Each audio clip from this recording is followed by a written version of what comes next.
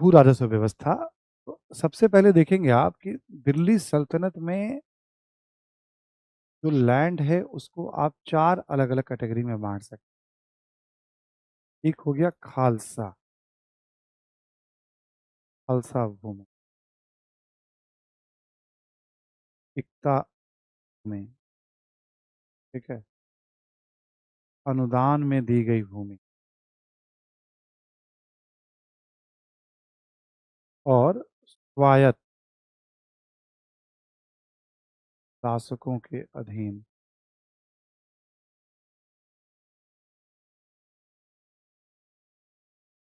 तो ऐसे भी समझ लीजिए एक बार आप।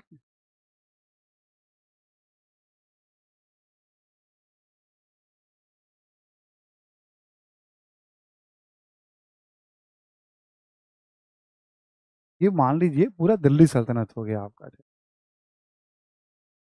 ये सपोज़ दैट दिल्ली है आपका, दिल्ली के आस-पास ये जो घेरा बना रहे हैं समझ लीजिए ये खालसा भूमि हो गई। ये सुल्तान पे निर्भर करता था।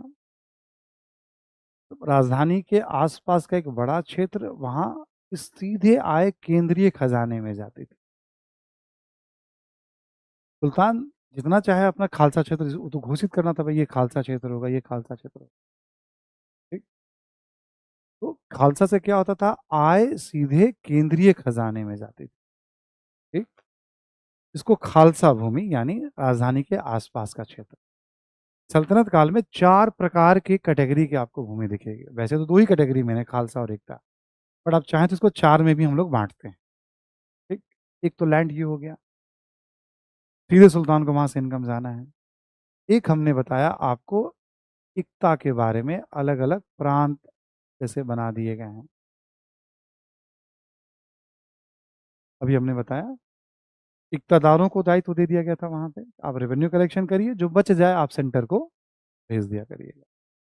सेंटर को एक इनकम सीधे यहाँ से हो रही है, दूसरा इक्तादार भेज रहे हैं, लैंड रेवेन्यू की बात करें, ठीक। तीसरा हमने बताया अनुदान में दी गई भूमि।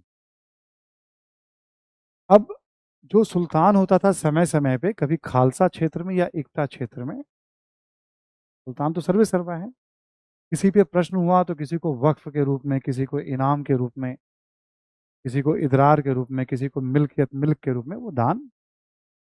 आपको याद होगा अलाउद्दीन खिलजी ने सभी अनुदानों को रद्द, याद है ना? तो वो ये जो अनुदान में दी गई भूमि वो खालसा में भी हो सकता है, इक्ता में भी हो सकता है, ठीक? कहीं भी हो सकता है। तब सुल्तान की भूमि सुल्तान जिसको देते वो।